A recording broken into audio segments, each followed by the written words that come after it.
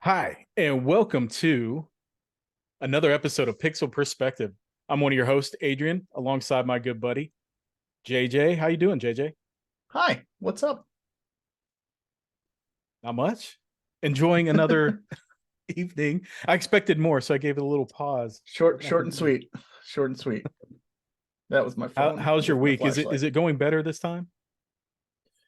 Uh, Last time we uh recorded, you had a busy week, stressful week. So, yeah, no, it's definitely I've got senioritis right now because I do you? am about ready to take a trip to New York City. And I'll be there for Oh, 4 days. yeah. So I'm not really focused at work and I don't really want to do anything and stuff. And I gotta do like laundry and clean my house before I go and all this stuff. I wouldn't normally like clean my house. I'm the only one who lives here. But when I'm out of town, my mom likes to come over and like she basically just watches TV and reads, just so Locke isn't alone. It's really Yeah, sweet. that is nice. But so I if I don't make the place look presentable, I will hear it when I get back. So yeah. Do you have any big plans for New York City? Like anything you're going to go see? So initially we were going because my friend John he has tickets to a symphony out there. So we're gonna go to that. That was kind of the main thing. And then he was like, "You want to stay like an extra day?" Because originally, like his original plan was to fly out Saturday. The show's on Sunday in the middle of the day, and then he was gonna fly out again Monday. And I was like, "Man, that's like." Uh, barely any time at all out in New York City because I mean I used to live in Jersey and my dad worked in Times Square, so I was there quite a bit, and like I love going to New York. I would never live there, but I love visiting. It's great. So we're taking an extra day and we're gonna hit the Nintendo store, a couple of the Lego stores, walk around, see. I think we're going to some like science space museum that's out there. So it's a handful of things that John basically has a list of stuff that he wanted to do, and I was basically just like, man, I've seen most of it. I love going. I'm down for anything. You decide what you want to do. I just want to hit the Nintendo store. That's where I want to go. So that is my primary goal. But yeah, it should be a good time. I told him we need to. I'm excited for the food, and we have to get at least one street hot dog because Oh, I nice. love just eating the street hot dogs. They're wonderful. Sabert is the brand. If you find them in stores, they're delicious. Mm.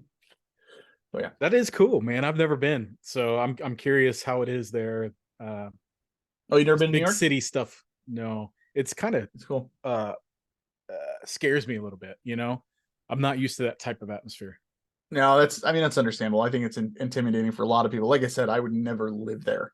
But Yeah. visiting and at least I'm going with somebody. Yeah. So should be fun. Well, it's kind of odd. We'd established this already, but my brother is going to New York City. He's leaving the day before you and coming back the day before you. So he's going for 4 days as well, which I thought was really Right. odd, completely random and coincidental that you guys are both going to be there at the same time. I What's wonder he if he's going there going for for? Do the you know? symphony. I have no idea. I need to ask him now I know why you were going there. I wonder if it's for the Talking same to him a thing. few times, he doesn't strike me as a symphony kind of guy. Am I Well, wrong? he's going with his girlfriend, so there's Hmm, good possibility that she's probably into that, but who knows? gotcha. Is this a big thing? Like do they only do it there and people go there for I it, or do have you know? no idea. Okay. He literally he was just like he asked his wife first, and they just got two new kittens a couple weeks ago, and she was like, I'm gonna stay home. I don't, it's a little early to be leaving them by themselves, so I'm gonna stay home with them. And then he asked his brother, who is Mark, my friend Yeah. who used to be on the Frozen North with me, um, and he couldn't go because he has something else this weekend. Um, he put something together that I don't know that he would want me like saying on here, but I can let people know like once it's done and complete. But it's pretty damn spectacular. We'll just put it that way.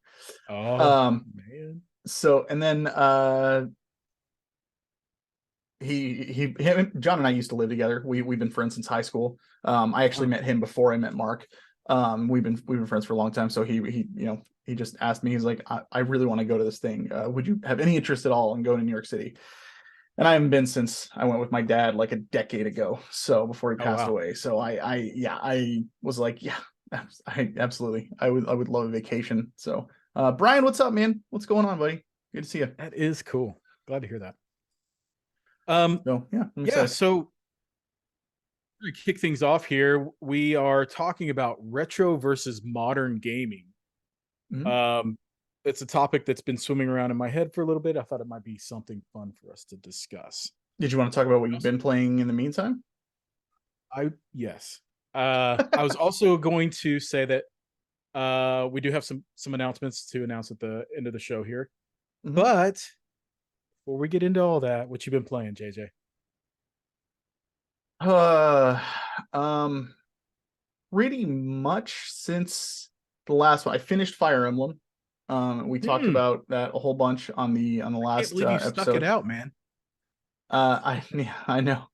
Um, I well, like I was like you said it perfectly. Like the combat is a lot of fun, and I Yeah. that's kind of what made me do it. Like I got to the point where I was basically just skipping over stuff, and I found out a nice little way to streamline things as well. Like you know how when you're at the end of one of our gripes was at the end of a battle, you have to walk around and talk to everybody to make sure you get all Yeah. the spiels and all that stuff. You don't have to do that if you just leave all of the shards that you would have gotten from talking to people. You just get them. You don't have to run around Okay. talking to people. You still do if you want to like adopt the pets and like pick up items off the ground and stuff. But as Yeah. far as the shards go, you can literally just I what I did was I just ran to those points, got the pets and the items on the ground, and then just left. And then it said you Okay. gained 450, blah, blah, So it was nice. That is great to know. Um, and I didn't like do a lot of the relationships and stuff. I ended up uh doing I got the 1S rank character, which you can get that with one and you end up marrying them and whatnot.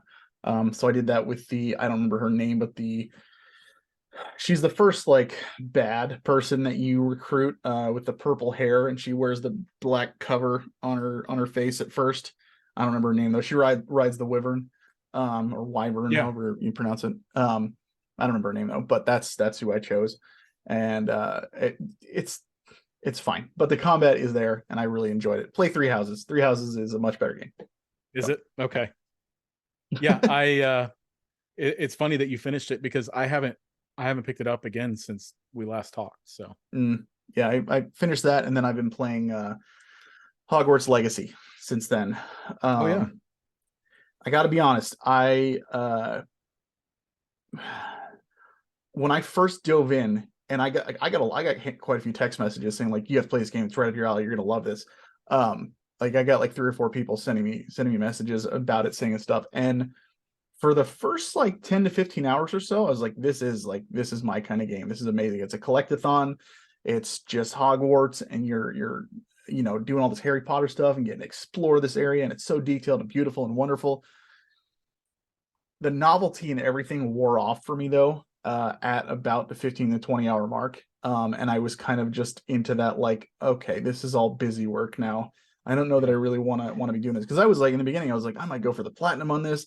There's so much to do and see and all this stuff, and there is a lot to collect, and a lot, like it would be an easy platinum to get, but it would be so time consuming that I'm so over it. I literally have one main quest left to do, and then I'm gonna roll credits. I'm done. Wow. So I'm like, and I'm at 33 hours, I think now. And I'm just like, it's not bad. I would probably give it like a 7 out of 10 if I was to give a rating to it. Um, just because it's if you're a Harry Potter fan, it's a lot of fun to go in and like just be in that universe and like see all the things and make your own character and run around and cast spells and all this stuff. But again, that for me the novelty just wore off relatively quickly compared to other games, and I am ready for it to be done and ready to move on to something else. And so since I'm going to New York, I'm going to be bringing my my 3DS with me, and I'm going to play The World Ends with You. So Oh, that's good. the next one on my list that I'm going to be playing. So yeah. That's another one I want to play. I actually have the Switch version of that, so Yeah. I played a little bit of it. It's not bad. That way says 33 hours. You have another 30 to get that plat. Yeah, I have no doubt. Because I am like I like the collection where it shows you the percentage of what you got. I've got like 73%. Just from running around and randomly getting stuff. But I just don't really have the desire to complete it. It's just not. I'm just ready to be done with it. So So I was first of all, the game really doesn't interest me at all. I didn't. I'm not a Harry Potter fan, but I'm sure. also that world is has never really been interesting to me. Mhm. And if I think that's the appeal of it. If you are a person Yeah. who enjoys that, that's definitely something you can get out of it. Plenty of other better Um, games that have the same kind of like open world collectathon mechanic. Absolutely. Yeah. yeah, I was talking to my brother about it. He's been playing it as well. And one thing he told me that was kind of piqued my interest. He says the combat reminds him of something like a Souls game, where it's methodical and you have to um, choose your steps wisely. Um Simplified maybe. It's more like a rock paper scissors kind of on some level.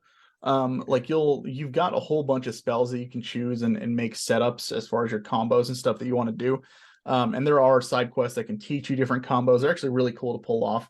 Um, you have to pay attention to like the color shield that an enemy has on them. Like if they have a red shield, you need to use one of your red spells, and if they have a yellow shield, one of your yellows or a yellow shield, you have to use one of your yellow spells, etc. It's you do have to think, but it's not brutally hard like a Souls game by any means. I think you would probably feel the same way that I did. It'd be kind of neat for a little bit, and then it would just wear off, and you'd be like, okay, all right, I got it. I got my fill. Yeah. Um, and yeah, I if you're not interested in the world and the universe, you can skip it. I wouldn't even, you know. So yeah, but I mean, a lot of people are enjoying it, and that's great. Happy for them. Not that I didn't enjoy it. I think it's a little longer than I would have liked, and there's just a little bit too much just stuff to like busy work. A little too much of that in there. That I just Yeah. don't really care to do. So and let's be real, JK Rowling's a douche. So just had to throw that in there. But yeah, so it like I said, 7 out of 10 for me is what I would give it. Awesome. Yeah, it just sounds like a standard open world game, which by the way is I'm not into open world games anymore. I'm very Sure. open world burned out. So yeah. You didn't It's for the convince me. fans. It's absolutely for the Yeah, fans, and you can tell it was made by fans, which I think really. is important too. If you are a Harry Potter fan, you'll feel right at home in this game. Absolutely, they did a wonderful job bringing that world to life. It's just drags a little bit. That's all. Yeah. Well, awesome. Is that it? Yeah, really haven't been playing anything Wow. else. Yeah, I know, I know, That's a light I list for know. you. Not even Final Fantasy 14. Not even we haven't been able to throw down any more Divinity because Oh, we've all that's been so right. Yeah. busy. And yeah, so yeah, I'm ready to get back into that. I want to play Final Fantasy Theatrhythm. I just haven't cracked it Oh, open yet. so I have been playing that. That game is fantastic, dude. It is That's what I so hear. good. Um, it's one of those it's a rhythm game which I'm already into, but the way that they implement the music within the game is it's got a hook on it that keeps you wanting to go. It keeps you wanting to play more. I can't choose my words tonight. So, um, let's just say when I first started it, the day I got it, which was over the weekend, I popped it in. I just wanted to play a couple of songs and be like, oh, okay, cool. Yeah, this is a rhythm game. I'll Yeah, I'll just play it here Have you and played there. the other ones, the older ones? No, I haven't. Oh, I okay. have the So 3DS you don't know one. if they're the same. I have the 3DS Okay. one, but I've never played it. Got it. The so the anyway, I popped it in to play a few songs. 3 hours later, I finally turned the thing off. I haven't sat down and played a game for 3 hours like that in a long time. Well, with the exception of Divinity. Um, that this doesn't fit my play style. But I was so addicted to unlocking new songs and Yeah. strengthening my characters. So this, and I don't know if it's like the old one, but it starts off with like basically an adventure mode, and you choose which game you want to start with, and they have like 3 games to choose from. And by games, I mean one of the games in the Final Fantasy series. Right. So they've got 1 through 15. They've even got tactics in there, Chocobo's Dungeon, Theater Rhythm Mystic Quest specific is in there. songs, Yep. Mystic Quest, yeah, like all the spin-offs. Uh even that one that was released on the Xbox One and PS 4. That really weird one. I can't remember the name of it now. Like No, it's not that important. it's just another random spinoff. All the random Yeah. spinoff games, it just bothering me that I can't think of the name of it. So you start off, you can pick one of the 3, and then as you play through that specific game, you get a key that will allow you to unlock another game to start playing. So it forces you to play, dabble in each game before you move on to the next game. Right. So the music starts with it kind of progresses through the storyline of the actual game, and the songs take place during specific battles or whatever certain zones that you go into. World Like, of Final Fantasy. Is that the one you're thinking of? World of Final Fantasy Maxima? No, it's like Enemy Oh. Zero or something like that. I don't remember the name of it. Yeah. I think it was like a PSP game turned remastered for the Xbox One and PS4. And it wasn't released originally in the US. It was released in Japan first. Anyway, Okay. it'll come back to me, I'm sure. I've got to sit in there. Hey, chat, is Adrian's audio cutting out for you, or is it just me? That would be good to know. Brian says he's been playing Returnal and he loves it, and Hogwarts. It's decent, but he's not a big Harry Potter guy, but game is okay. Yeah, that's kind of, I am a big Harry Potter guy, and I'm like, it's all right. Okay, so you guys can hear him just fine. That's all we need then. Okay, that's cool. Good. Okay. Well, they so- also have the characters. You unlock characters too. I was gonna and you say can level you them recruit up. characters as you go along. Yeah, it sounds like it's pretty similar to the older games too. Cool. Okay.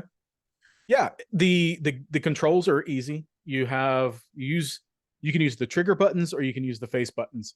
But basically, all you need to do is press one of the buttons to activate a circle that comes across horizontally on the screen. Mhm. Whenever it hits the target point, you just press that button. There's different colored ones. So like red ones are just single presses.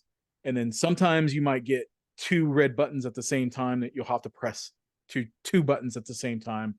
Then you have to incorporate like moving this joystick in a certain direction or holding down a button for a certain length of time.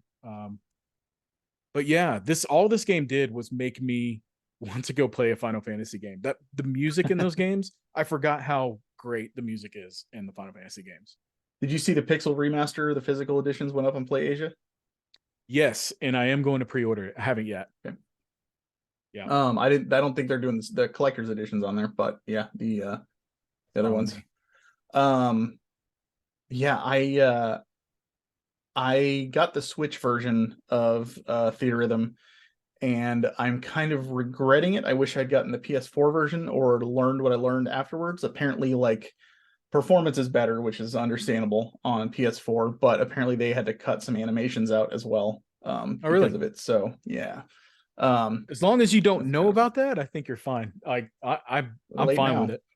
What was it? I mean, if it plays well, I'm not. It's at this point, I'm not gonna get the PS4 version or something like that. And plus, that is a game that I think is fun to have on like handheld if you're on the road or something. Like I'll probably bring it with me to New York, and so I can just lock in a few songs or something like that. Sit in the hotel room at night or something like that. But I'm super super excited to dive into that at some point. I'll probably, once I finish Hogwarts Legacy, I will probably play that for a couple of days until, Friday when we go out of town. One of my daughters was sitting there watching me. She's really into rhythm games, and then one of her friends was also in here watching me play it, and both of them commented on how good the music was. Have neither one of them have any experience with Final Fantasy games, but they were really amazed by the quality of the music, specifically Yep. from. I think I played Final Fantasy 7 first, and then 8, and then Tactics, and then I jumped back to 6. Um, but yeah, there was one song specifically, and I think it was from Final Fantasy 8 that they loved. I don't remember which one it was, but yeah, the music is great in those. Seriously, even if you're not a Final Fantasy fan, the music is so good. I have gone to the Distant Worlds concert, the Final Fantasy Symphony that they do, Mhm. twice. And I went with both times, in the group that I went, there was somebody there who didn't play any of the games, didn't know anything about it. And afterwards came out being like, I want to start from the first one and just play through them all now. Yeah, They it didn't, does that. but they did Right. play a few of them afterwards, and they appreciate it now. But the music just got them so amped up for it because it's so good. It Mhm. really is. I can't recommend that enough. I haven't even played the game, but I know that just for the music alone, yeah, it's amazing. Yeah, it makes you want to go back and play them. It really does. Even though Yeah. I know I won't. It does just it sparks that interest in me. Which game do you say, nostalgia aside, if you Mhm. can, which game do you think has the best music? 6, 6? hands down. Yep. Uematsu even said that was his favorite to work on as well. You know, I was thinking about this myself, and as I was playing through them, it was always 7, and 7 is still great, and so is 8. Mhm. But I actually think 10 might 10's got have a the best great music soundtrack as of any well. of them. Yep, Yeah. absolutely. Yeah, you really can't go wrong with any of them, to be honest with you. Mm-mm. I was worried about 15 when I knew Uematsu wasn't going to be working on it, and because a lot of people like praise the 13 soundtrack. I'm not super in love with it. I don't like how it's more background music rather than like melodic, which is how Uematsu tends to compose, and that's how the older games are. 15 though, when they got Yoko Shimomura to do that, I didn't know much about her at the time, and so I was just like, "What are they going to do to my Final Fantasy?" And then the soundtrack came out, absolutely knocked it out of the park. She did amazing. I Mhm. cannot praise her enough for how well she did with that soundtrack. So, yeah, pretty awesome. I'm I curious. cannot wait to dive into the game. I've only played a little bit of 15, so I don't know much of the music. I don't Man, remember it sticking out to me, but I do recall Final Fantasy 13 music pretty well, like that electric violin sound that they la got la going on. la la la la. Yeah, ugh, I'm just not crazy about like all the vocals and stuff that are along with it, and it just, to me, it all just feels like background music, like environment stuff, which is fine. But I like the melodic, like the music to be a freaking character in the game, which is how Yeah, a lot of the older games are. I mean, it's yeah, it's spectacular. So, yeah, I agree. Even down to the first game, mhm, um, with those chip tunes, they're so catchy and well put together. It's amazing. absolutely. Matoya's Cave is still one of my favorite songs in the series from game number one. Is it? It's Hmm. probably in there. I haven't got to that point yet, but um, so the only other game, well, I've been dabbling in other games like I do, like just mostly retro games, which will lead into our topic. But I also had been playing a little bit of Crisis Core Reunion on the Switch. We're like Chris's I boy. man, I don't know what it is. I'm enjoying it a lot more now. Now I've I heard haven't that. reached that point in the game yet where I stopped enjoying it, but so far I'm enjoying it. That's good. Good I to got hear. through that first area in what is it, Wutai? Um Yeah. that's as far as I've gotten. So So I you've played finished like that 20 mission. minutes. Enough of it to be like, yeah, this is fun. But the graphics, man, uh, oh my gosh, they really did a good job remastering this game. It's hard to, I think for me, it would be hard to go back to the PSP version after playing this. it matches more stylistically to closer to the remake of Final Fantasy VII. Yeah. Part of me wishes I It would looks good. well, I didn't know that it was coming out, so, it's not like I can blame anything. But part of me wishes I would have known that this remake Yeah. was coming out, because I probably would have waited for it. I still would have gone back to play the original eventually, but because I just so recently played the original, that's holding me from wanting to dive into this one right away. Yeah. I So, wouldn't. I wouldn't want to either. and Detway says he likes 10 and 13 on Final Fantasy. Yeah, 10 has an amazing soundtrack. Like I said, man, 13 is good. It's good music. It's just not like, I mean, you look at the soundtracks for 1 through 10 and the music is literally a character of the game. It is so just in your face and ingrained to it. There's nothing like background noise about it, and that's all 13 soundtrack is to me. So yeah, it's not bad. It's not like a diss or anything like that. I prefer the music. It just means the world to me, and it's so like heavily ingrained in my life, that like I for a long time I wanted to be a video game music composer. And so it just, I love what he did with Final Fantasy IV. The theme of love is like taught in music schools Oh, in really? Japan. Yeah. Hmm. It's yeah, the history with that series and music in general is just, it's off the charts. It's incredible. So I think a lot of what we're talking about now is going to lead into our discussion. So, yeah, um, unless you have anything else to add, let's go ahead and get into that. I don't. So you haven't been playing anything else off your list of 5 games that you're gonna finish for the No. year? Final Ugh. Fantasy 6. I did play Final Fantasy 6 just a little bit. Um, but no, I haven't had much time to play much else. So, oh well, You're the actually, worst. The this is worst. I haven't been playing a game, but I've been watching The Last of Us on HBO Max. Mhm. Holy cow! Holy cow! That show is really good. Very It's well done. Yeah. good. Yeah. Are you caught That has up? become. Yeah, yeah. We watch. It's kind of like our Sunday routine. We're gonna watch it as soon as it drops, and yeah, it's kind of a. It's my daughter and my wife and I will sit and watch it, and we're really into the story and what's going on. That last episode, man, was so good. I think it was the best episode so far. But yeah, it's a great show. Episode 6 is the one I'm talking about for anybody listening to it. So, Fair enough. yeah. So retro versus modern gaming is our topic.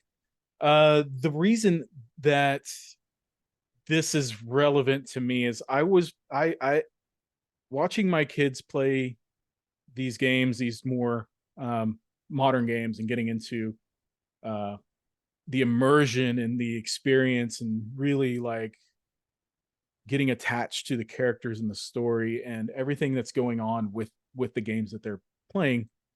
It reminds me of the time that I used to be able to do that, but it's been so hard for me to recapture that again, um, now in the modern era. And I know a lot of that Yeah. has to do with just age, growing up, losing that sense of wonder, and um, really being able to devote your time to that level of immersion.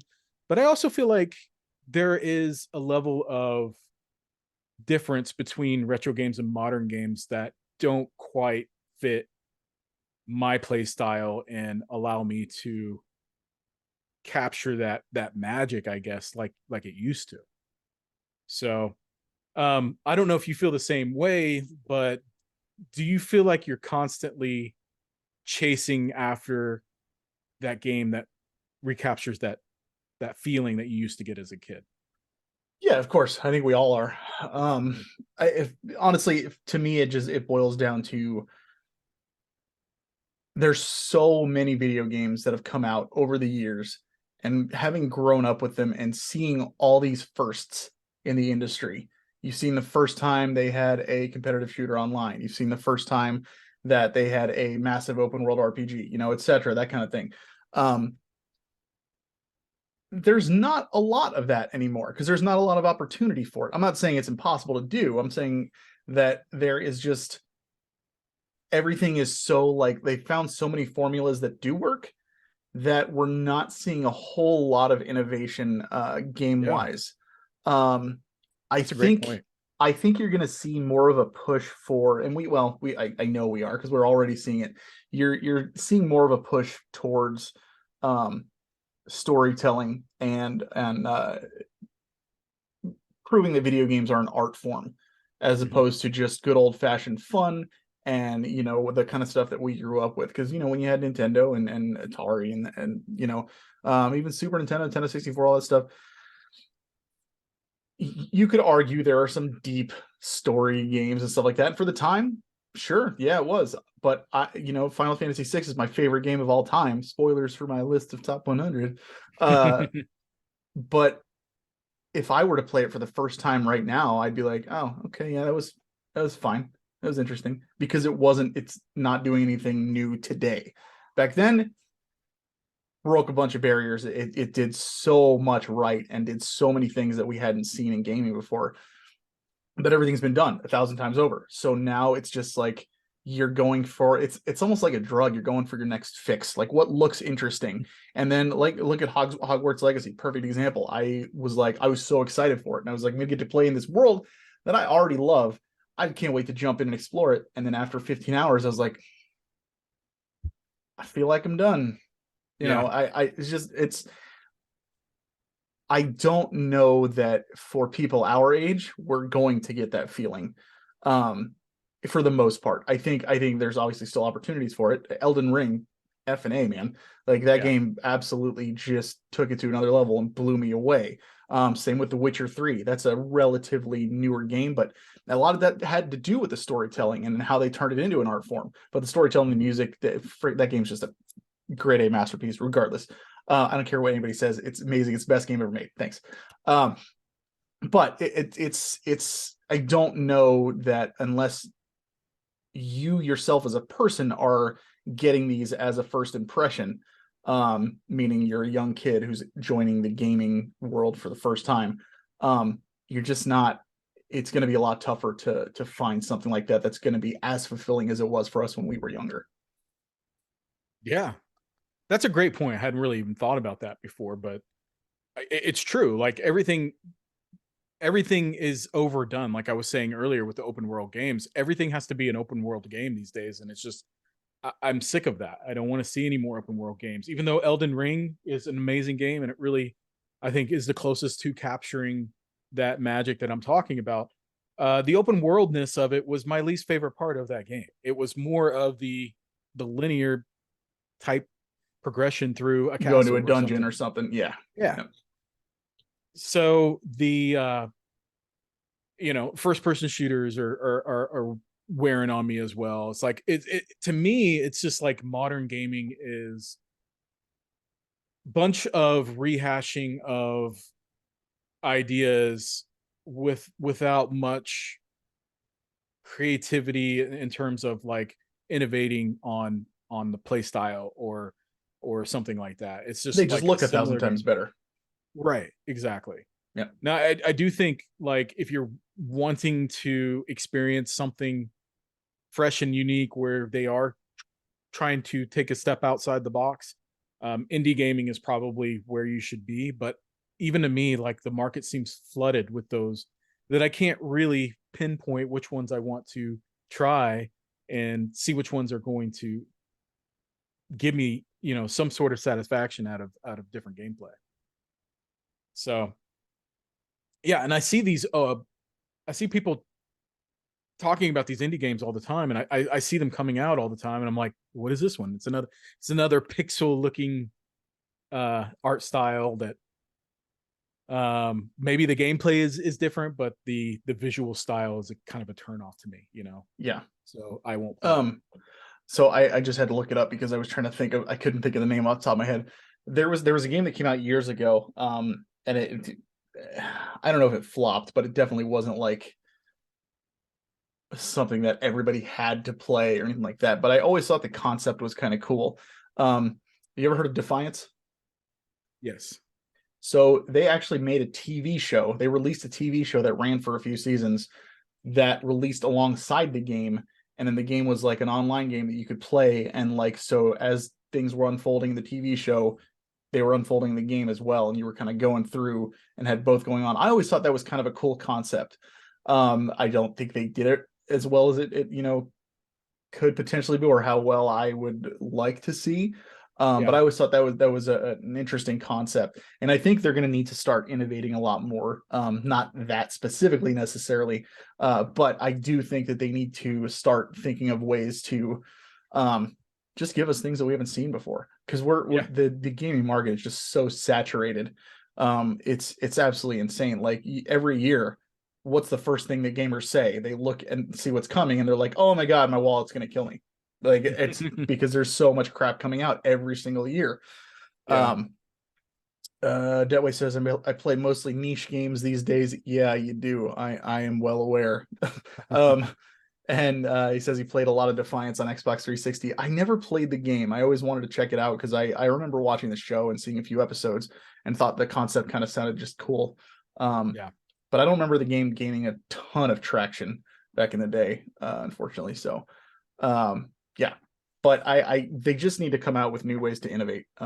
That's what it is. It Well, was easy back when there wasn't a lot of games out there. So I also feel like modern games require a lot more out of you, like your time, your definitely. attention, and being someone who can't really dedicate a whole lot of attention to a game anymore, it's a turn off to me to the point where I'll either try it one time and never go back to it, or I just won't play it at all, no matter Yeah. how interested I might be in it. Um, because when you put in a game, you got to wait for it to install, and then you got to wait for it to update. And these are all things that we're all used to now, but it's still like that little barrier of entry or to entry. And then also like once you start playing it, you got to sit through a bunch of story before you even get started playing. And then once you start playing, they're sprinkling in more story. They're Tutorials and yeah. bombarding you with tutorials and all kinds of stuff. And it's like, I just want to go. I just let me go. Let me enjoy this. And I think that's why I gravitate more towards the Souls games, because they don't do that. They give you the reins and you just go. Um, Old games used to do that. Retro games used to do that. There was no tutorials. Like tutorials started to become a thing, I'd say, around the PS2 era. Yeah. Not quite as heavy as they are now. But yeah, that's when they started to really be kind of a nuisance. And but I enjoy just the quick aspect of it, like picking up and playing real quick. I can put in an hour of time and I feel like I've accomplished something. You put in an hour worth of time into a modern game, you've barely done anything at all. And it keeps it demands more attention than I'm able to give it. Brian says I pretty much exclusively play modern games, and Adrian isn't wrong. Older games are just more simple, as you would expect. Yeah. I think it depends on what you mean by simple. A lot of cases, newer games are just the same stuff as the older games. There's just a hell of a lot more of it. That's all. Yeah. And controllers have more buttons.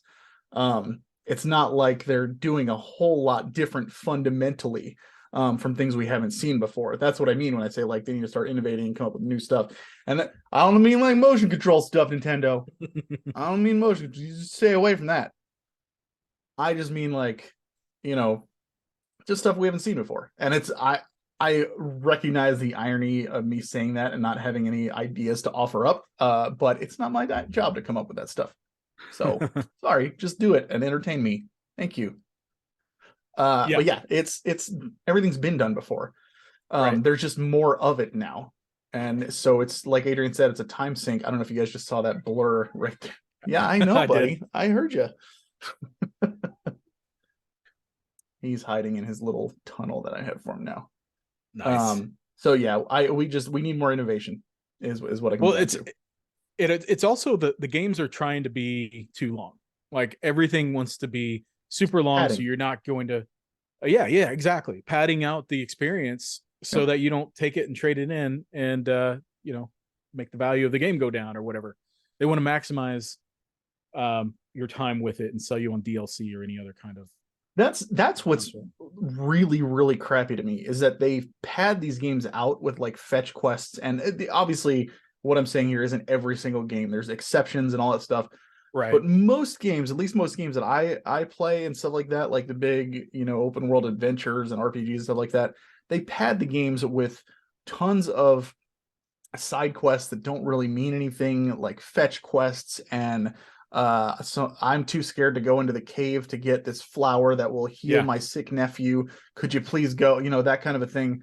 Just nothing really that like adds anything to the game other than to make your character maybe a little bit stronger and maybe get you an item, something like that.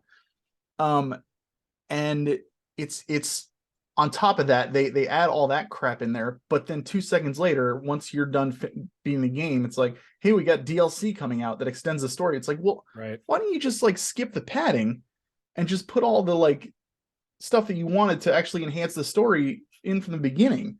And like that kind of stuff is just annoying to me. DLC in general rubs me the wrong way. I very Me rarely too. go into it at all. The last time I did any DLC was The Witcher 3, Yeah. because the best game ever made. And I honestly, I hesitated on that too. It took me, God, Brian, I don't know if you remember, what it took me like a year or two before between the time I finished Witcher 3 and went into Blood and Wine. I mean, it was a long time. Like they had been out for a good long while, and I picked them up super cheap, like $5 a piece. And then I got into them, and I was like, oh my God, I remembered exactly why I loved the game so much, and it was amazing. And it was wonderful. But I don't typically do that because I'm just like, this is BS to me. I don't like that they do this. Right. DLC is just awful for me. And I when I see like extra padding and all this stuff, and part of me is kind of glad they came out and said Hogwarts Legacy isn't going to get any DLC or add-on content and that they're done with it. Because that means that it is what it is and it's a finished product, and great, awesome. Yeah. But there's a crap ton of padding in that game, and yeah. Hey, buddy, here he is. I think there, when you look back at old games like Chrono Trigger or Earthbound, they have side quests to help extend the adventure, or the gameplay, but they were always relevant or added something to the experience rather Right. than feel like padding. Chrono Trigger specifically, like those side missions, you could be missing some really All the ones you skipped. character back. Yes. Well, I didn't skip all of them. I didn't skip all of them. I played half of them, but if you don't play through them, you're missing like some good character backgrounds, and it really helping to flush out their backstories and things. So yeah, it's like, why can't that be implemented better, and stop making me do all these fetch quests and padding it out. Hi, buddy. I apologize in advance. You might pick up a bunch of purring on the microphone. That's him, not me, just so we're understanding on that. Kojima could have some interesting ideas for games. Very true. I don't know that I'd be down for all of those. I, honestly, I think Death Stranding was one of the more unique games that I played in a long For time, sure. and it really stuck with me because of that. And that game had addicting side stuff. Oh my God. The Yeah. roads, I built every road I freaking could in that game just because I like the little side tangent. I always thought the like when you built the road and you got a message saying that like blah blah blah, use your road to deliver materials or whatever it says, when it tells you somebody else online use your road. You're not really sharing a world with them, and like that I never understood how that I worked didn't because either. I don't remember ever having roads built in my game until I built them. So, but I Right. have no doubt that in other people's games it said that I used their roads or something like that. Which is kind of weird. Um, but it It's was super weird in the addicting, and same way. quite frankly, it was really, I loved seeing that, even if it didn't mean anything at all. I did love seeing that Yeah. because I was like, oh man, my roads are doing good. It was great. I loved it. I loved it. Well, it's kind of like maybe that isn't really the case, but that feeding you that little bit of information helps you Yeah. feel like you're doing something on a grander scale. But it also reminds me of like the Souls games whenever you see those ghosts of other players running around in the world, or Yeah. little Oh yeah. blood stains or whatever.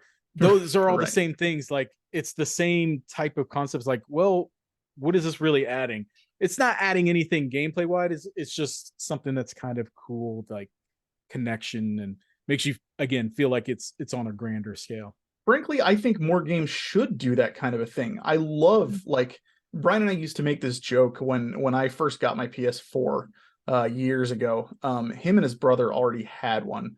But he actually went with me when I got it. I used to joke because I went to GameStop one time with his brother Kyle, ended up just going there just to look around, ended up walking out with a Wii U. And then the next time I went to a GameStop was with Brian, ended up walking out with a PS4, which I had no intention of going and doing. So I always joke, like, I can't go to GameStop with either one of you guys, because if I do, I'm gonna walk out with a freaking new console. Um, but we used to joke around about how, like, that was when we like really started. I know they had it before him, but that was when we really started being able to um start like chat groups on a console and put your headphones in, you're talking to your friends while you're playing different games, that kind of thing. And that was such a cool concept. And I think that is such a really, really great idea for games, even if it's not like directly communicating with people. Like, one of the games that I have on my list of top 100 is Pokemon Black and White. I totally get that those are not like the, end all be all Pokemon games. They're not gonna, probably not even gonna make anybody's like top 5 or anything like that. But the reason they're there is because I love the social aspect of it. Like, being in one zone and then seeing a whole list of other people who are online in that same zone, and being able to send them buffs and items and all this other stuff, just letting you know that you're not alone. And the joke that we used to make was that we were playing together separately. Yeah. We used to just kind of like, it was just a thing we used to say. But just having those social things, like just letting you know you're playing a single player game, you're playing by yourself, but there are other people doing the same thing. There's just something about knowing that that's there. That's a big reason I play MMOs still. I don't like necessarily play with a ton of other people or anything like that. And, it's not like when I played WoW or I had a raid group that I was a part of and that kind of thing. But just knowing that I'm in this game world with all these other people doing this stuff, I think that is just such a wonderful concept. And I really, really enjoy that aspect. It's the same reason I love the, well, sort of the same reason I love the dot hack games. You're not really playing with other people, but it does give you the Makes you illusion, feel the like it. simulation, Yeah. right? And I love having that feeling of other people, like, you know, uh, doing the same thing that I am, but not necessarily like directly affecting me in any meaningful way. I'm still having my own experience, but I'm knowing that they're out there doing the same thing. And I think that is something that should be looked at more moving forward. And I would love to see game developers adopt that line of thinking and that design philosophy in a lot more games moving forward. That's a great point. I 100% agree with you there. That is a draw for me, basically. Like for all the same reasons that you said, it makes you feel like you're part of something that you're not necessarily, but it gives you the illusion of. Um. So another thing, like one thing that I really enjoy about playing older games, and it, the graphics aren't trying to be ultra realistic, or there's more left to the imagination in older games, and I would vouch for this from old school like NES all the way, even Atari to a certain extent if you were part of that, all the way up to like the PS2 era, I would say. Yep. And even after that is when things started becoming hyper realistic. And today, playing the games today, they look beautiful, they do, but um it kind of there's nothing left there for me to imagine or feel like I'm part of or creating something through. So I don't know if you get that same feeling playing old games versus new games, where you feel like they give you a little bit too much visually. In newer games, Yeah. um, I think it depends on the game. Sure. Yeah, Brian's kind of articulating it better than I was going to. He says, Adrian, I agree. They are older. They're trying to have good graphics, but the technology wasn't there. Mhm. I think you're thinking of stylized games. Like, there are, I can't think of anything off the top of my head, but um there are plenty of games that really like to. What's that one that came out?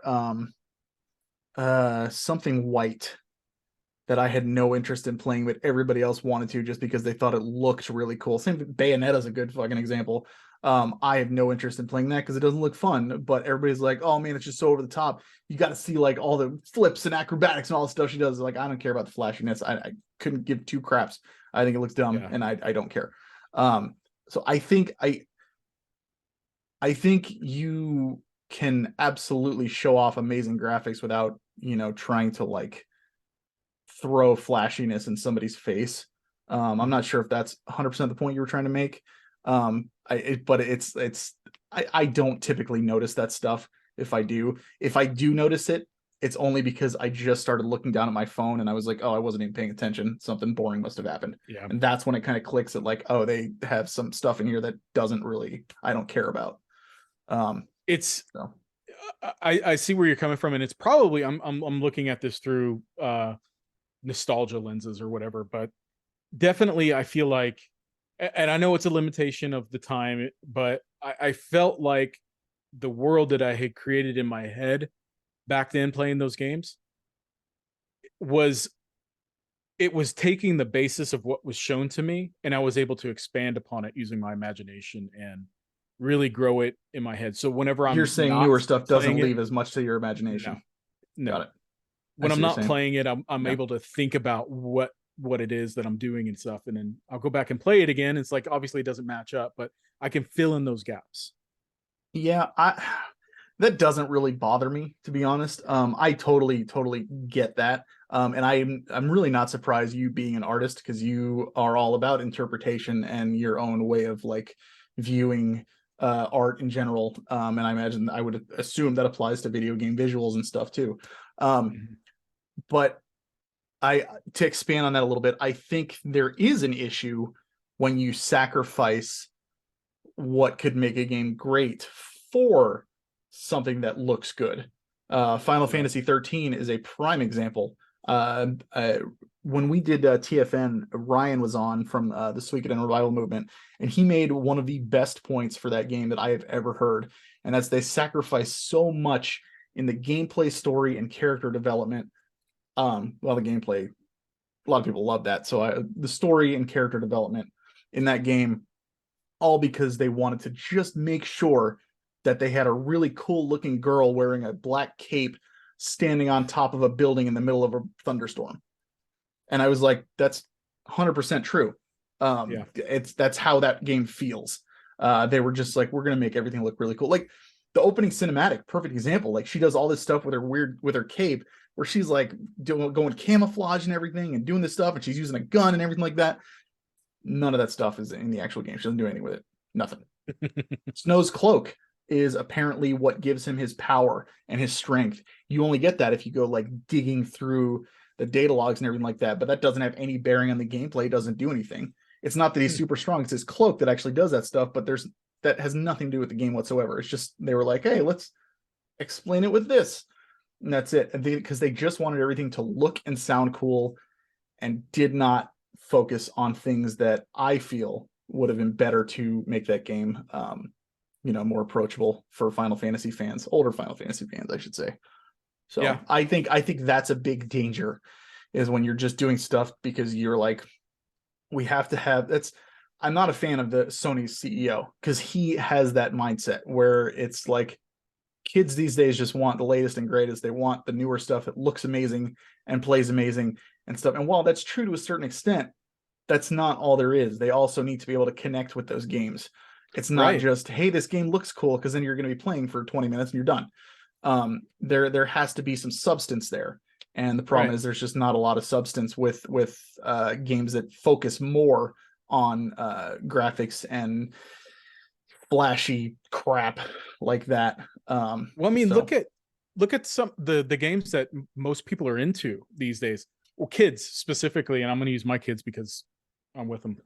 They are they're into Roblox, Minecraft, mhm. Fortnite, all these games that are just not the visually stunning best new graphics. They Yep. honestly don't care about that at all.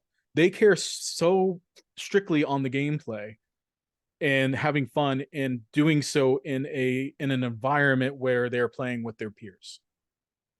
All of those games are they play online with their friends. So I think that's a big aspect of it, and everybody can just jump in and play and not have to worry about having to do anything, set up anything or anything like that, you know? And I think you'll see that the games that do well, that do focus on like gorgeous visuals, realism, even flashiness in some cases and that kind of stuff, are the ones that do have that extra substance, that character development, that really solid gameplay, the good story. God of War, Red Dead Redemption 2, Horizon Zero Dawn. Yeah. You know, there has to be that extra. So that's what I mean when I say, like, I think story is going to be where we're going to start to see a lot more of the innovation, because we're at a point where, like, games look great, we get it, what else you got?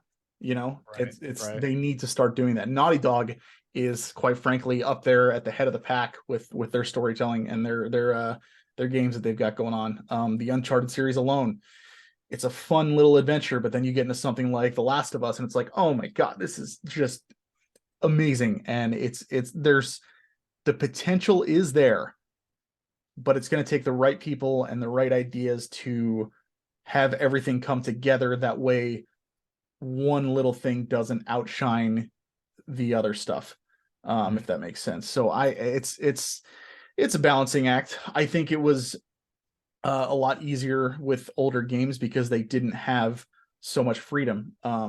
There was I watched that the Resonant Arc, they started their Final Fantasy VI playthrough, and I watched their first episode. And one of the things they were talking about was how, I don't remember who it was. It was one of the developers on FF6 when it first came out, but he was talking about how, like, back then it was way easier to develop games because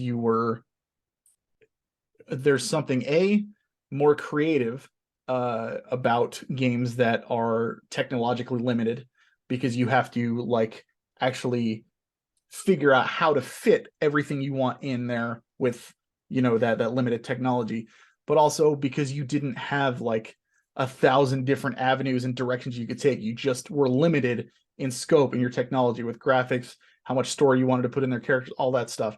And so he was like, it was simpler, but at the same time, we were more proud of it, because we had to deal with those constraints. And I think there's something to be said for that.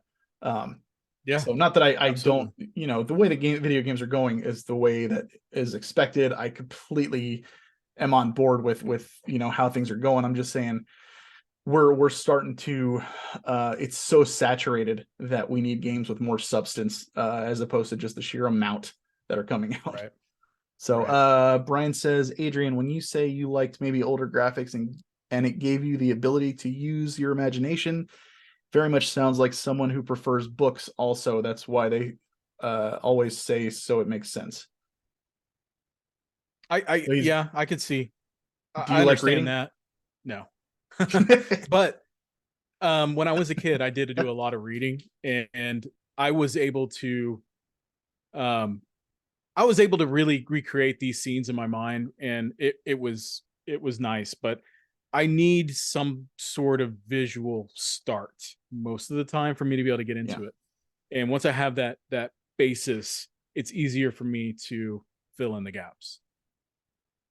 Basically, Adrian read a lot of pop-up books when he was a kid. Pretty much. Yeah. So Honestly, some of my cool, man. favorite there's a few books that I read that in high school that really stick out to me. I haven't read anything since then. Like Oh, I thought you nothing. were gonna say there were a few books in high school that were pop-up books that I really liked. I was like, oh boy. Pop-up books are the shit, man. Don't be dogging on pop-up Are books. they? Are they They are. though? They are. Especially the Oh, ones that got the little pull tabs and you can interact with it. Those are fun. oh my goodness. I wanted to talk a little bit about multiplayer games too. Whenever Sure. we playing Fortnite, let's use Fortnite for example, or even Call of Duty. Oh my gosh, does this worse?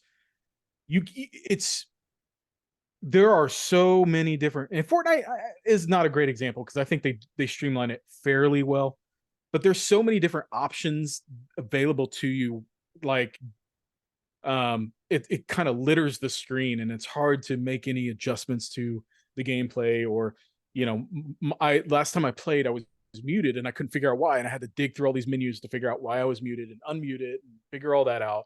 Then you've got the game pass, or whatever it's called, battle pass.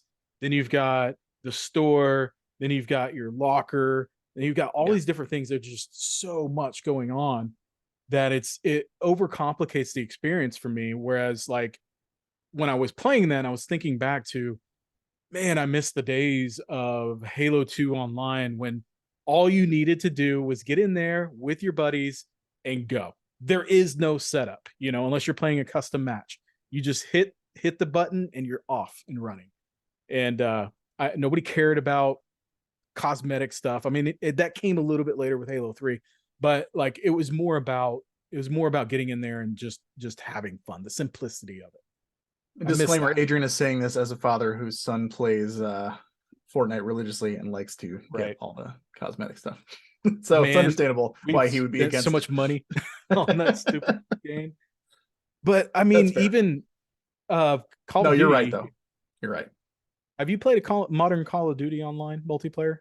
The last one I played, I think, was Black Ops. I don't like Call of Duty online. It's just a Okay. grenade throwing fest, and it's annoying. And I Kind don't of. coming off of Counter-Strike where it's all strategy. It's like, well, competitive Counter-Strike where it's all strategy. It's really hard for me to get into those kinds of games. Well, if you were to CS:GO, sorry. play the newest Call of Duty, let's say, and play it online, Mhm. I would like to see how long it takes you to figure out how to even start the game. There's just so much going on. There's menus upon menus and options upon options, and like nothing makes any sense whatsoever. That's funny. It's just a nightmare. And I think that's kind of the trend with multiplayer games these days, is like they want to flood you with options and ways to leech more money out of you. That being said, I think there's also something to be said about uh modern multiplayer games that are heavily like strategy influenced. Like, man, I there's obviously a lot of options and settings you can change in games like League of Legends and StarCraft 2 and that kind of stuff. But if you watch professionals on those, go back and forth on those, it is something to behold, man. We used to watch StarCraft 2 matches like crazy just because it was so amazing just to see these high level players do their thing. And it's you couldn't do that kind of stuff on older games. There was no way. So I actually that when it comes to like online competitive esports kind of stuff, that is actually something where I am super excited to see where gaming goes moving forward. I'm not as interested in shooters and stuff. Like I said, Counter-Strike is my bread and butter. That's about it.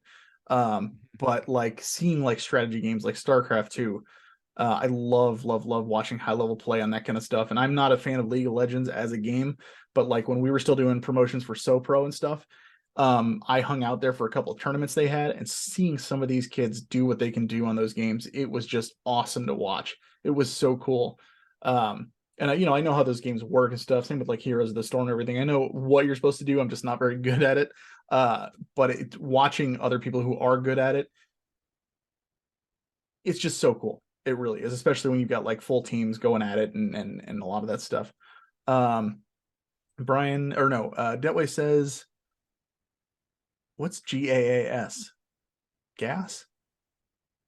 GAA. I don't know what that is. They make so much money off of it. I'm assuming that he means something along the lines of like store and buying cosmetic stuff. Brian says there are a lot of modern games that aren't complex, though. I feel like you're thinking modern games are more complex by nature. I disagree. I play a ton of very simple modern games. Hades is one very good example. Yeah, I have not played Hades. Is it pretty simple? it's very simple. Yeah. Yep. And Yeah. I've heard Hades nothing but is a great amazing game. things about it. It's a roguelike. Yeah, I we're mean, we're not saying there's not outliers and that there right. aren't like amazing games that are modern that are simple. Games as a service. Oh, okay. Yeah. Yeah, that's what that means. I'm talking more generally. broadly speaking, like what's the popular thing right now, and the things that I'm thinking about are the more popular games, and with the way those more popular games set the stage for other developers to follow, because they want to Sure. leech onto that success. And oh yeah, he says fighting games are complex on a professional level. Also, yeah, absolutely. You watch like They've oh my always god, been. Dragon Ball Fighter Z. That is so much fun to watch when you see high level people doing that, especially with how they like switch characters and all. It's just so cool. Honestly, watching old school like Street Fighter 2 Turbo was impressive as hell. Like especially if you were in an Yeah. arcade and you saw two people going at it, and it was just it's always been fun to watch fighting games. When the people are really good, because you watch me play a fighting game and you will never see a block ever. So Me neither, man. yep, just punch, punch, punch, punch, punch, punch. Yeah, it's yeah, there's always going to be outliers in that kind of stuff. But I think overall, quite frankly, I think they, like I said, I mean, it just circles back around to they just need to innovate more. We need to see some Right. more stuff, not just more of what we've already seen. I don't think that's the way to do it. I think we need something new. Um, Right. because it's I the agree. way a lot of games are is just more of everything we've already seen before, which is fine because obviously a lot of the stuff works and it's great, but we need new stuff, which I think is where storytelling comes in and is such a great way to give something new because new stories, yes, I am well aware that every story can be compared to 10,000 other ones that have been written in the past, that kind of thing.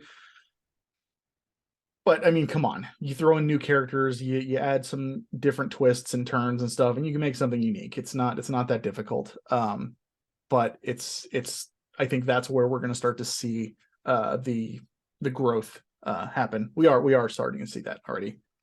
I think more so for me than story is I want to see some more unique takes on gameplay genres, or styles, like something that's completely new, has not been done before. It can borrow elements from other styles of games, but I would like to see something truly unique. Like Street Fighter with an open world element. Oh man, that sounds awful. It's coming. uh, It's coming. is it? Did they announce that, or The are you new the just new Street Fighter. That's what, it's not like open world, but I mean, it's got like a you're walking around the hub area and stuff like that. It's not just really? hop into a match and fight. Yeah. Oh man, A lot of people yeah, are kind that of like, does. "What are you doing?" No, but I don't know. Wait and see what happens. So, we well, you touched on this earlier. We were talking about music. Music in retro games, to me, is better. It's more memorable. It's more hummable. It's they're melodies that stick with you easier. I am hard pressed to find a modern game with a soundtrack that really stays with me.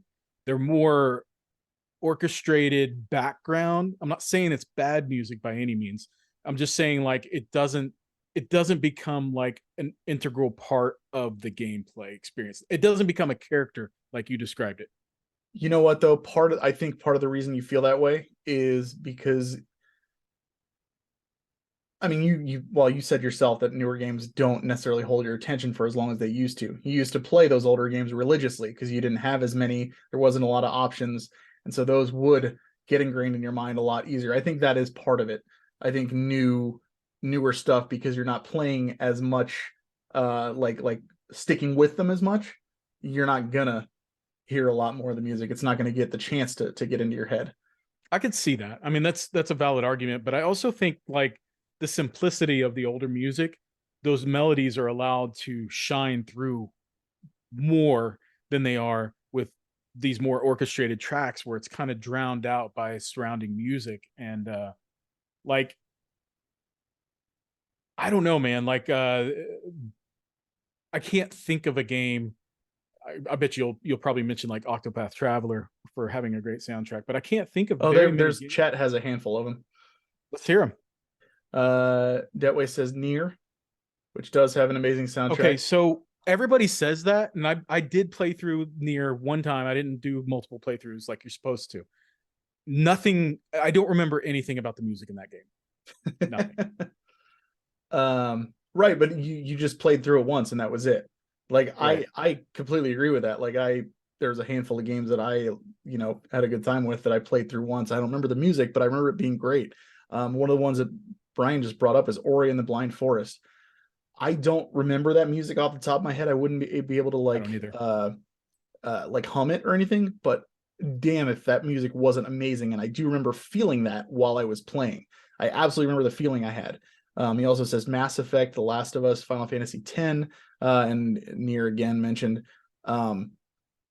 I would agree with most Final of it. Fantasy Mass X Effect and is Last of Us. I would kind of put those on more of the like atmospheric background right. music. I would too. Not that that's bad, but it doesn't stick with The me as Mass much. Effect music is awesome. I love it, but I mean, Great, it's yeah. not memorable by any stretch to me. It's more like you said. It's ambiance. Like it helps put you into that game. It I helps the was immersion. there was a video I did a while ago where I was using Mass Effect music for a video, and I remember like trying to pick out what song I wanted, and I was like, these all sound the exact same. It's just all synth and Yeah. like I mean it was good, but it was like every song sounds the same to me. Yeah. So but I that's want to just hear kind of the one. atmospheric stuff. I want to hear one within the past, let's say 5 years, like a game within the past 5 years that has, besides Near. I think Near fits in that category, but something Man, else I have already started listening to the Octopath 2 soundtrack, and is good. it is, it might give the first one a run for its money, and the first one is one of my favorite soundtracks of all time, hands Really, down. that's It's awesome to hear. really, really good. Yeah. And I've only heard a couple of songs from it. But I cannot wait to play that game. It's gonna be great. Yeah. Um, yeah, music is just kind of I I don't know that I can agree that like older is better or worse. I think music is just either good or it's not memorable, or if it's not. And I tend to lean more like I remember the older ones because I've played those games back to front, up and down, sideways, over and over again Yeah. so many times that I remember them. But that being said, for the most part, when a game has a stellar soundtrack, I can usually remember how I felt while I was playing it, even if I don't remember necessarily the songs themselves, such as Ori and the Blind Forest or Ori.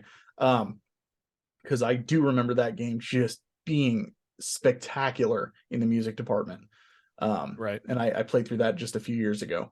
It was amazing. I need to play the sequel because I really want to. I think it's very, just like with any art form, it's subjective. And Yeah, for but sure. in my opinion, like definitely I'm going to gravitate towards the classic, the retro games soundtracks over modern soundtracks. It just, those resonate with me more. Regardless of how much time I put into them or not. Like they hit with me a lot better. Elden Ring Um had some absolute bangers also. Yeah, it did, but again, same thing, so background, atmospheric. yeah, exactly. And you all know me, like my friend Billy, he loves the soundtrack of the Dark Souls games. And he always speaks highly of them, and I'm like, yeah, they're good, but none of them stick with me. Like they fit the mood for what is trying to be portrayed right then and there, but or with that particular boss, but they don't I don't want to, I wouldn't listen to the soundtracks outside of playing the game. It's like the music comes in when you're like what's the dude on the horseback's name? Radahan or something like that. Yeah. Radon. Um Radon, that's it. When his music kicks in and you see the cutscene with him like through the desert and riding up on his horse and stuff, and the lightning's coming down, and he's just the epicness of what you're seeing. That music enhances that like crazy. Oh yeah. I agree. But separate from that, like if I were to hear that music, I wouldn't get that same feeling because I'm not watching this epicness unfold on the screen along Right. with it. It complements each other very well, absolutely. And that's what I mean when I say like it's more atmospheric, more background stuff, because it enhances the visuals of what you're getting. Whereas a lot of the melodic stuff, it's like you can hear that, I can hear that music, and I don't need to be seeing that stuff on the screen. It takes me there. Like it puts Yes. me back into that Yes. moment. That's the difference, if that makes sense. That's exactly the what I was trying to say, but not saying it. You put it in my word, uh, my thoughts exactly. I But gotcha. I'm thinking like the the melodic tunes, they also play, they repeat more frequently, so they just loop. And I think that Mhm. looping of the same song Yeah. over and over and over Yeah. again really ingrains it into your mind, and it just, I think that's what takes you back to it. One of my favorite things to do when I was younger was to listen to certain tracks of the Final Fantasy VII soundtrack, Mhm. and I would instantly, my mind would be instantly taken back to that moment in the game, and I would remember everything that was going on, everything that I was seeing, the dialogue, all of that stuff. And it's like, it, you know, that's part of why I prefer that older style. For sure. For sure. But Um, the important but thing is we all love video games. we do, Right, and Brian?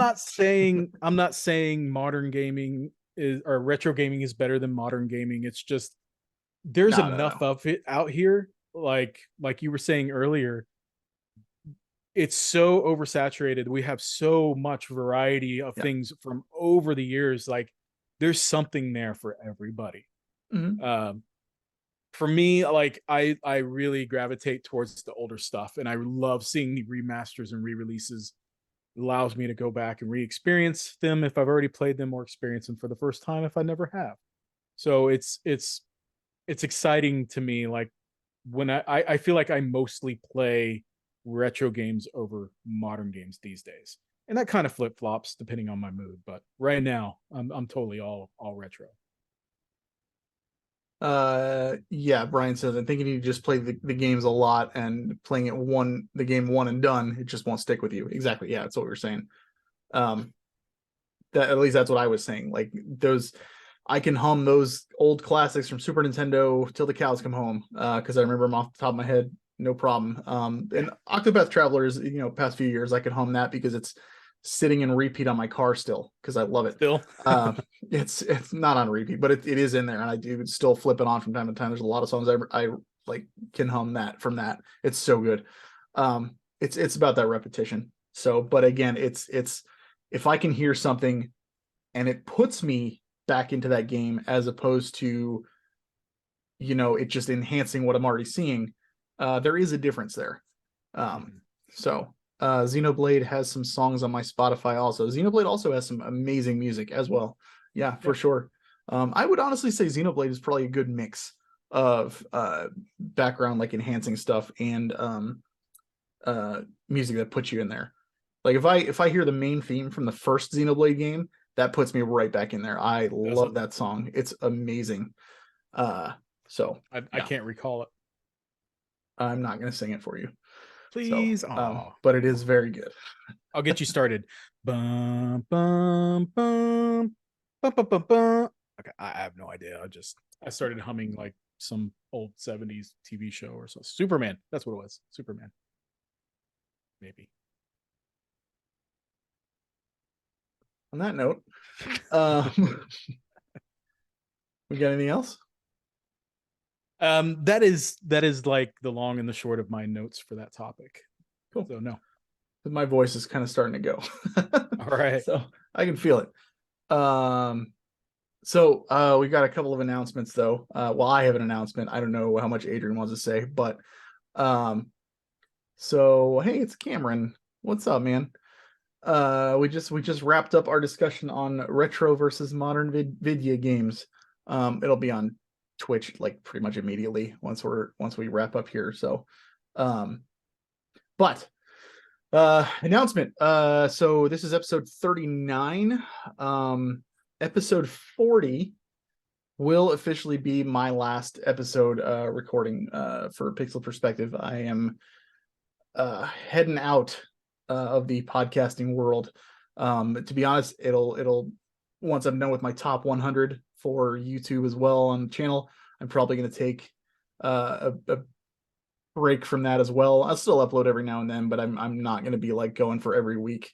I'm going to take a lot of breaks and stuff. I just want to focus on like real world stuff for a little bit and try to kind of get my life together. So just wanted to say that, and we'll say goodbyes and whatnot and all that stuff on the next episode. And Adrian and I are still guaranteed going to be talking games regardless and stuff. I'm sure we'll still meet Right. up for Retropalooza and whatnot and everything like that. So, but yeah, just wanted to put that out there. Episode 40 will be my last. So that's what I have to say. Adrian, did you have anything you wanted to say? I do, yeah. I do want to say it's been a good long run. I mean, we've been doing this for 3 years now, and I've enjoyed the heck out of it. And I could save all that for the last episode, but it is a little bit, it's bad news for me. I don't I don't want to stop doing the podcast, but I completely understand. And so with that being said, I do want to continue podcasting. I am talking to my wife right now over an idea that we've been bouncing around for a while that I think we're going to go ahead and stick with. Basically, what we're going to do is we're going to take classic games, pick games off of my wall or whatever, and games that resonate with me, that mean something to me, or that I have memories with. And my wife, who generally sticks to, some specific multiplayer games like Call of Duties and things like that, giving her the chance to try some of these games, and then we'll talk about her opinions on them. On that same note, my daughter, one of my daughters, is very much into my collection and retro gaming in general, and she's shown an expressed interest in playing some of the classic titles that she's heard about or sees memes about but knows nothing about. So I think we're going to like alternate between my wife and my daughter on talking through some of those games, and basically like reliving it from the perspective of somebody who's experienced with it and somebody who's experiencing it for the first time. Yeah. So I think it's going to be a fun way for us to share our love of gaming together, and also have some fun and discussions over I'm going to the make you commit to something on that regard then right here. I didn't bring this up earlier because I want to make sure that that everybody sees and hears it from your own mouth. If you're going to be talking about those games, are you going to finish them? I don't think I need to finish them. Oh, yeah. Oh, so it depends on the God, game. it hasn't Man. even started yet. It depends on the game. I think it really. So okay, first of all, my daughter is just like you. She is not going to play a game without finishing it. Okay, so Good. she is Good for going her. anything that we play, she's going to finish it. She's already been playing a lot of games like Space Channel 5 and The Last Guardian and Eco, Shadow of the Colossus. She's a big fan of those older PS2 games and stuff. So she's interested in the Final Fantasies. So you might be interested to see that, specifically 7. She really wants to try 7. So I think we might start with 7 on her. And I don't see any reason why she wouldn't finish that game, to be honest with you. She's got that compulsion, that drive to finish it. 7 or 7 remake? 7, not remake. Cool. She can play remake next if she wants. 10 is the one that I usually recommend to people to start with. Really? If they've never played a Final Fantasy game. But I mean, if she's interested in 7, that's can't go wrong. So I think she's interested in 7 because of the remake and because of all the attention it's getting here lately. Yeah. But Brian says he's offended, by the way, that you aren't going to finish games. So just man, let you know. If I had more time in my life to finish games, I totally would. I used to finish games all the time. I know I've said this, but not anymore. It's just my life. Your daughter clearly has time. You guys live together. Does. So she has like all kinds of out there. So but the thing is, like, a lot of these games that she's going to be playing through, I did finish. Like most of my games that I played, I've finished. It's only the more modern games that I haven't finished. So as long as she sticks to retro, you're good. Yeah, for the most part. It's going to be more focused on the retro gaming, I guess. You guys could do Legend of Dragoon that just dropped today. Dropped where? On PlayStation. Oh, for real? PS Plus. That's cool. Yeah, I finished that one. I'll have you know. Back in my childhood days. What did Brian call it? He said it was Final Fantasy meets Power Rangers meets Dragons. And that is Yeah. probably the most apt description of that game that I have heard. You know, I don't remember anything about the story of that game. I just remember the combat, and I remember liking the combat. It was pretty unique. And Melbu Fubanan, What? the main boss. Brian is literally only like I'm saying all this stuff, and I know he's cracking up because he knows exactly what I'm talking about. I think it was Melbu Frama is actually the bad guy's name in that game, but anyway, Melbu Fubanan. Brian, you get me. You know what I'm talking about. Well, this is our idea, and we are going to do it. It's something that I like it. I know how to podcast. That's something that's very easy for me to do. I've been doing it for years, so it's not something that you have to worry about me not doing, because we are going to do it. We've already decided. We're still trying to figure out a name, and we're going to try to figure out like a format, an upload schedule. We are going to keep it on schedule. Hopefully by the next episode we will have one of those episodes up, so Cool. I can announce it on the show and send you all the way Audio, through. video. We're probably just going to do audio. I would love to Okay. do video, but that's going to take more time than I can give it. And honestly, like video isn't for everybody either. If your kids are like uncomfortable in front of a camera or something like that, audio is a good way to Yeah. ease them into the whole thing. So, not that, because honestly, you've had some of your kids on before and they've all done fine. So not that Yeah, it would be an issue, but audio is definitely easier for some people. Well, it's easier to edit by a long shot. So